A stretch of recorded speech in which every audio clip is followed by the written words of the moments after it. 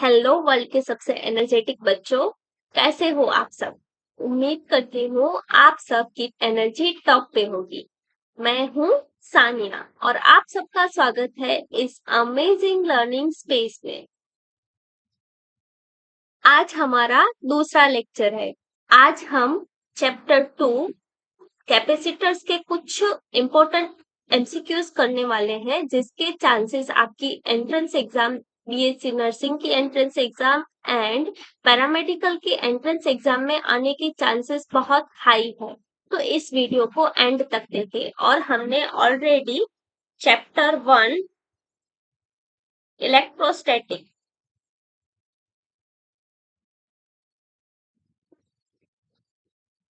के top important MCQ cover कर लिए हैं। अगर आपने अभी तक वो जाके नहीं देखा तो प्लीज वो जाके देख ले। और आपको इस लेक्चर की पीडीएफ चाहिए तो हमारा WhatsApp and Telegram group join करें। व्हाट्सएप एंड टेलीग्राम ग्रुप की लिंक आपको डिस्क्रिप्शन में मिल जाएगी, तो उस लिंक को क्लिक करके हमारा ग्रुप ज्वाइन कर लीजिए। तो चलो आज का लेक्चर स्टार्ट करते हैं। हमारा फर्स्ट क्वेश्चन है, what is the SI unit of capacitance. तो देखो बच्चों, कैपेसिटेंस का यूनिट फैराडे नाम के साइंटिस्ट पे रखा गया है, तो इसका यूनिट है फैराड। नेक्स्ट क्वेश्चन पे जाते हैं। Capacitor stores energy in the form of. देखो, कैपेसिटर में इलेक्ट्रिक चार्जेस के द्वारा एनर्जी स्टोर्ड होती है, तो वो एनर्जी इलेक्ट्रिक फील्ड के फॉर्म में स्टोर होती है। तो यहाँ पे इलेक्ट्रिक फील्ड एनर्जी आंसर आएगा हमारा। नेक्स्ट क्वेश्चन पे जाते हैं। Next question, the formula for capacitance of a parallel plate capacitor is. देखो भाई, पहले पैरेलल प्लेट कैपेसिटर का फॉर्मूला है C is equal to Q by V. Q by V वाला ऑप्शन ऑप्शन नंबर बी है, तो हमारा आंसर आएगा ऑप्शन नंबर बी। हमारा नेक्स्ट क्वेश्चन है, if a 2 microfarad capacitor is charged to 5 volt, the charge stored is. हमने जो previous question में जो हमने फॉर्मूला देखा C is equal to Q by V, उसी फॉर्मूला का यूज करना है। अब यहाँ पे जो यूनिट लिखा है उससे हमें पहचानना आना चाहिए कि कौन सी क्वांटिटी दी है। अब C कैपेसिटेंस का यूनिट फैराडे होता है, तो यहाँ पे C हमें 2 माइक्रोफैराड दिया हुआ है। एंड वोल्टेज का यूनिट वोल्ट होता है, तो यहाँ पे 5 वोल्ट B दिया हुआ है। तो अगर हमें Q फाइंड करना है तो C इंटू B करना पड़ेगा। C की वैल्यू 2 माइक्रोफैराड और वोल्टेज 5 वोल्ट, तो आंसर क्या आएगा 10 माइक्रो। और चार्ज का यूनिट कूलम होता है, तो 10 माइक्रो कूलम, तो यहाँ पे ऑप्शन नंबर C हमारा आंसर आएगा। यहाँ पे हमारा नेक्स्ट क्वेश्चन है, capacitance increases when plate area decreases, distance between plates increases, dielectric is inserted और वोल्टेज इंक्रीजेस। तो वोल्टेज का फॉर्मूला तो C is equal to Q by V, और दूसरा फॉर्मूला है C is equal to A epsilon naught by D. ये दो capacitance के फॉर्मूला है, लेकिन ये कैपेसिटेंस है वो वोल्टेज पे भी डिपेंड नहीं करता और चार्ज पे भी डिपेंड नहीं करता, वो एरिया एंड डिस्टेंस पे करता है। यहाँ पे कैपेसिटेंस बढ़ाना है तो एरिया बढ़ेगा तब कैपेसिटेंस बढ़ेगा। यहाँ पे एरिया डिक्रीजेस लिखा है, तो ये ऑप्शन नहीं हो सकता। डिस्टेंस जब कम होगा तब कैपेसिटेंस बढ़ेगा, तो ये ऑप्शन भी नहीं हो सकता। और डाइलेक्ट्रिक इज इंसर्टेड, हाँ, अगर डाइलेक्ट्रिक इंसर्ट करेंगे तो एप्सिलॉन नॉट की जगह पे हम के एप्सिलॉन नॉट लिखेंगे, तो नया कैपेसिटेंस के इंटू सी होगा। तो यहाँ पे डाइलेक्ट्रिक इंसर्ट करने से हमारा कैपेसिटेंस बढ़ेगा। हमारा नेक्स्ट क्वेश्चन है, inserting a dielectric between the plates of the capacitor. अभी ही हमने देखा कि हम डाइलेक्ट्रिक इंसर्ट करेंगे कैपेसिटर की प्लेट्स के बीच में तो हमारा कैपेसिटेंस इंक्रीज हो, तो इसमें ऑप्शन बी हमारा सही है। नेक्स्ट क्वेश्चन पे जाते हैं। विच of the following has the highest dielectric constant. Vacuum का डाइलेक्ट्रिक कांस्टेंट 1 होता है और एयर का भी उसी के करीब करीब होता है। ग्लास है वो इंसुलेटर है तो उसका कुछ 5-10 के बीच में होता है, लेकिन वाटर है उसका तो 80 के अराउंड होता है। तो 80 यहाँ पे हाईएस्ट डाइलेक्ट्रिक वाटर का है, तो यहाँ पे आंसर हमारा आएगा वाटर। नेक्स्ट क्वेश्चन है हमारा, 2 micro farad capacitor are connected in series, the net capacitance is. जब हम श्रेणी में जोड़ते हैं तो नेट कैपेसिटेंस कितना होगा वो फाइंड करना है। तो देखो, जब हम सीरीज में कनेक्ट करते हैं तो capacitance will be equal to 1/C1 plus 1/C2। अगर हमें इसको दूसरे फॉर्म में लिखना है तो C is equal to C1C2 upon C1 plus C2 ऐसे लिख सकते हैं। तो यहाँ पे अगर C1 C2 की जगह पे 4 माइक्रो फैराड हम रखेंगे तो आंसर आएगा 4 × 4 अपॉन 4 + 4, 16/8। तो हमारा आंसर आ जाएगा 2 माइक्रो फैराड। तो जब हम दो 4 माइक्रो फैराड कैपेसिटर को सीरीज में कनेक्ट करेंगे तो हमारा आंसर आ जाएगा 2 माइक्रो फैराड। नेक्स्ट क्वेश्चन पे जाते हैं। देखो बच्चों, यहाँ पे पूछा गया है कि the energy stored in the capacitor is given by. तो एनर्जी का फॉर्मूला है, स्टोर्ड एनर्जी का फॉर्मूला है हाफ CV²। यहाँ पे हाफ CV² डायरेक्टली दिया हुआ है, ये रहा ऑप्शन नंबर ए। तो हमारा ऑप्शन नंबर ए सही है यहाँ पे। हमारा नेक्स्ट क्वेश्चन है, अ capacitor of 10 micro farad is charged to 100 volt, find the energy store. बच्चों ये तो हमने पीछे ही देखा कि एनर्जी स्टोर्ड कितनी है, हाफ CV²। अब यहाँ पे यूनिट क्या है, माइक्रोफेरेड, तो ये मेरा हो गया कैपेसिटेंस। यहाँ पे यूनिट है वोल्ट, ये हमारा V। अब C और V की वैल्यू यहाँ पे पुट कर देते हैं, हाफ 10 माइक्रोफेराड, 10 माइक्रो की जगह पे 10⁻⁻6 रखेंगे, और V 100 का स्क्वायर, 100 को 10⁻² लिख सकते हैं, उसका भी स्क्वायर। तो यहाँ पे अगर हम सिंप्लीफाई करेंगे, हाफ इंटू 10, 10⁻⁻6 यहाँ पे थी, 2 2 4, 4 आ गई, 4 ऐड हो गई, तो यहाँ पे 10⁻⁻2 और एक ये थी। तो अगर हम सिंप्लीफाई करेंगे तो हमारा आ जाएगा answer 10⁻⁻1 divide by 2। 10⁻⁻1 divide by 2 को हम 1/20 लिख सकते हैं, 1/20, तो जिसको हम 0.05 जूल लिख सकते हैं। यहाँ पे हमारा आंसर आ जाएगा बी, 0.05 जूल। हमारा नेक्स्ट क्वेश्चन है, in a parallel connection of capacitor total capacitance is. Parallel connection में कैपेसिटर जुड़े हुए हैं तो टोटल कैपेसिटेंस सारे कैपेसिटर्स का सम होगा। अगर n कैपेसिटर जोड़े हुए हैं तो n कैपेसिटर का सम होगा। तो यहाँ पे आंसर आ जाएगा option number C, sum of all. देखो बच्चों, यहाँ पे पूछा गया है अ capacitor blocks DC AC both या नेइदर। तो जब कैपेसिटर के साथ DC पावर जोड़ा जाए, DC मतलब ये हमारी बैटरी, तो वो ना इसकी जो पोलैरिटी होगी उसके अकॉर्डिंग ये चार्ज हो जाएगी। एक बार चार्जिंग हो गई तो अब इसमें से कोई भी करंट फ्लो नहीं करेगा। एक बार चार्जिंग हो जाने के बाद इसमें से कोई करंट फ्लो नहीं करेगा। तो ऐसा बोल सकते हैं कि कैपेसिटर ब्लॉक्स DC। जबकि AC में पोलैरिटी चेंज होती है, AC करंट में पोलैरिटी चेंज होती है, प्लस माइनस होता रहता है, तो उसके अकॉर्डिंग कैपेसिटर भी चार्जिंग डिस्चार्जिंग होती रहती है। तो कैपेसिटर AC को फ्लो करने देता है लेकिन DC को ब्लॉक कर देता है। हमारा नेक्स्ट क्वेश्चन है, what is the effect of increasing plate area on capacitor. हमने बात की कि कैपेसिटेंस का फॉर्मूला A ε0/D है।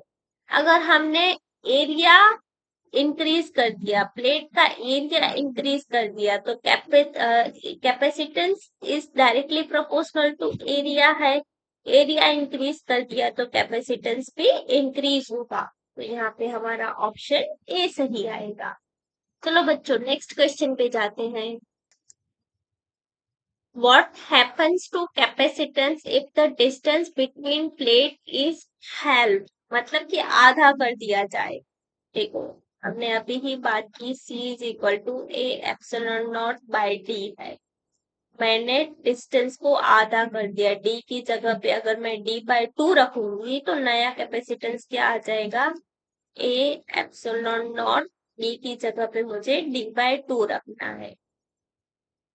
डिनोमिनेटर का डिनोमिनेटर न्यूमरेटर में जाता है तो दो न्यूमरेटर में आ जाएगा। यहाँ पे ए epsilon naught by D, A epsilon naught by D तो हमारा ये कैपेसिटर है पुराना, कैपेसिटेंस है पुराना वाला, तो टू कैपेसिटेंस। तो यहाँ पे अगर हमने डिस्टेंस आधा किया तो कैपेसिटेंस दुगना हो गया, मतलब कैपेसिटेंस डबल हो गया। हमारा नेक्स्ट क्वेश्चन है 6 microfarad and 3 microfarad capacitor are connected in series, the resultant is. अगर सीरीज में जुड़े हुए हैं तो equivalent resistance C1 C2 upon C1 plus C2 हम लिखेंगे। C1 C2 क्या है, 6 and 3, 6 multiplied by 3 upon 6 plus 3, तो इसको हम 6 इंटू 3 बाय 9 लिख सकते हैं। तो ये 3 से कट जाएगा, यहाँ ये 2 से कट जाएगा, तो हमारा इक्विवेलेंट कैपेसिटेंस 2 माइक्रोफैराड आएगा। तो यहाँ पे आंसर 2 माइक्रोफैराड आए। यहाँ पे पूछा गया है कि capacitor is used in voltage multiplication, smoothing circuits, energy stored या ऑल ऑफ दिस। कैपेसिटर किस में यूज होता है, वोल्टेज मल्टीप्लिकेशन में भी होता है, स्मूथिंग सर्किट में भी होता है, एंड एनर्जी स्टोर करने के लिए भी होता है। यहाँ पे आंसर आएगा ऑल ऑफ दिस। चलो बच्चों नेक्स्ट क्वेश्चन पे जाते। देखिए बच्चों ये डाइलेक्ट्रिक वाला क्वेश्चन बार बार रिपीट हो रहा है, तो आप इसकी इम्पोर्टेंस समझिए। डाइलेक्ट्रिक वाला कॉन्सेप्ट बहुत ज्यादा इम्पोर्टेंट है कि डाइलेक्ट्रिक इंसर्ट करने से कैपेसिटेंस इंक्रीज हो जाता है, तो यहाँ पे सी ऑप्शन सही आएगा। हमारा नेक्स्ट क्वेश्चन है the energy stored in the capacitor depends on only capacitance, only voltage, both C and B और नहीं। तो हमारा एनर्जी स्टोर का फॉर्मूला है हाफ सी वी स्क्वायर। इसके फॉर्मूला में कैपेसिटेंस भी है, वोल्टेज भी है, तो ये दोनों पे डिपेंड करेगा। तो यहाँ पे बहुत आंसर सही है हमारा। हमारा नेक्स्ट क्वेश्चन है a 4 microfarad capacitor charge to 10 volt falls, मतलब कि इतना कैपेसिटेंस की वैल्यू है 1 माइक्रोफैराड, वोल्टेज है 10 वोल्ट, तो इसका चार्ज कितना स्टोर करेगा। तो हमारे पास फॉर्मूला है C is equal to Q by V, Q is equal to C into V लिख सकते हैं। C 1 माइक्रोफैराड और ये 10 वोल्ट, दोनों का मल्टीप्लाई करेंगे तो हमें आंसर क्या मिलेगा, 10 माइक्रो कूलम। तो यहाँ पे हमारा ऑप्शन ए सही ऑप्शन है। नेक्स्ट क्वेश्चन है capacitance of conductor depends on. तो कैपेसिटर का हमने फॉर्मूला देखा था कि A epsilon naught by d, तो A and d shape and size, तो उस पे भी कैपेसिटेंस डिपेंड करता है। मटेरियल एप्सिलॉन नॉट मतलब मटेरियल पे डिपेंड करता है, सराउंडिंग मीडियम पे भी कैपेसिटेंस डिपेंड करता है। तो यहाँ पे हमारा ऑप्शन नंबर डी सही ऑप्शन, ऑल ऑफ दी। हमारा नेक्स्ट क्वेश्चन है what is the symbol of capacitor. देखो बच्चों हम अभी तक बहुत सारे क्वेश्चन में हमने सिंबल बनाया, ये हमारा कैपेसिटर का सिंबल है, तो मतलब टू पैरेलल लाइंस। हमारा नेक्स्ट क्वेश्चन है which of the following material is commonly used as a dielectric.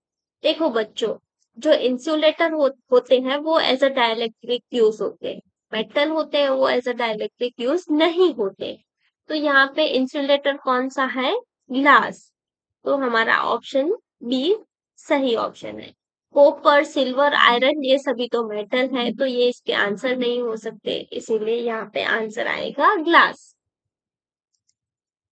हमारा नेक्स्ट क्वेश्चन है, अ capacitor acts as an open circuit for DC AC both या नन। तो हमने ऊपर अभी ही एक क्वेश्चन आया था जिसमें था कि कैपेसिटर है वो ब्लॉक करता है, ब्लॉक्स डीसी, डीसी को ब्लॉक करता है, मतलब वो ओपन सर्किट हो जाएगा, इसीलिए यहाँ पे ऑप्शन बी सही होगा। थोड़ी देर कंडक्ट करेगा, कैपेसिटर चार्ज हो जाएगा, उसके बाद डीसी ब्लॉक हो जाएगा, मतलब ओपन सर्किट हो जाएगा। हमारा नेक्स्ट क्वेश्चन है, what happens if a charged capacitor is connected to a resistor. देखो बच्चों, जब कैपेसिटर चार्ज होता है, जब उसे हम किसी बैटरी के साथ कनेक्ट करते हैं तो वो चार्ज हो जाता है। चार्ज होने के बाद उसको बैटरी से डिस्कनेक्ट करके अगर हम किसी रेजिस्टेंस के साथ कनेक्ट करें, ये हमने रेजिस्टेंस के साथ कनेक्ट कर दिया, तो ये capacitor as a battery work करेगा, और उस एज अ बैटरी वर्क करेगा, इसीलिए रेजिस्टेंस के थ्रू करंट फ्लो करेगा। तो यहाँ पे हमारा ऑप्शन ए सही है, करंट फ्लो करेगा। क्वेश्चन है, capacitance of earth is approximately. देखो, अर्थ है वो स्फीयर शेप में है, और स्फीयर का capacitance C is equal to 4 pi epsilon naught R के फॉर्म में दिया जाता है। इसके लिए अर्थ की रेडियस पता होनी चाहिए, तो अर्थ की रेडियस है 6400 किलोमीटर। अगर हम इसको मीटर में कन्वर्ट करेंगे तो मीटर में हो जाएगा 6.4 into 10 to the power +6 meter हो जाएगा। और हमें पता है हम के को क्या लिखते हैं, K is equal to 1/4 pi epsilon naught लिखते हैं। तो 4 पाई एप्सिलॉन नॉट की जगह पे 1/k लिख सकते हैं, तो यहाँ पे R/k लिखेंगे। अब ये दोनों वैल्यू हमें पता है, तो इसमें पुट करते हैं 6.9 इंटू 10 टू द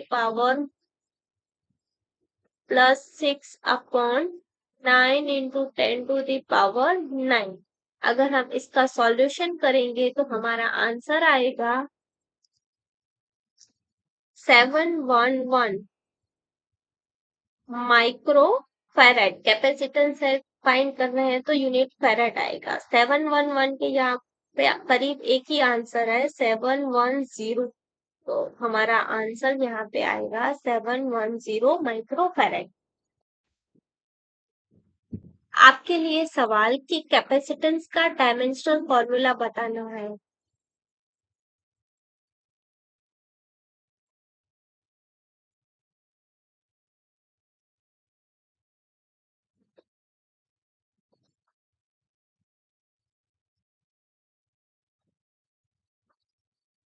आपका आंसर कमेंट सेक्शन में जरूर बताएं, और ऐसे ही अमेजिंग क्वेश्चंस के लिए हमारे चैनल को सब्सक्राइब जरूर करें। ये सारे क्वेश्चंस आपकी BSc nursing and paramedical entrance exam के लिए बहुत ज्यादा इम्पोर्टेंट होने वाले हैं। और आपको अगर इसकी पीडीएफ चाहिए तो हमारे व्हाट्सएप एंड टेलीग्राम ग्रुप में ज्वाइन हो जाए। ग्रुप की लिंक आपको डिस्क्रिप्शन बॉक्स में मिल जाएगी।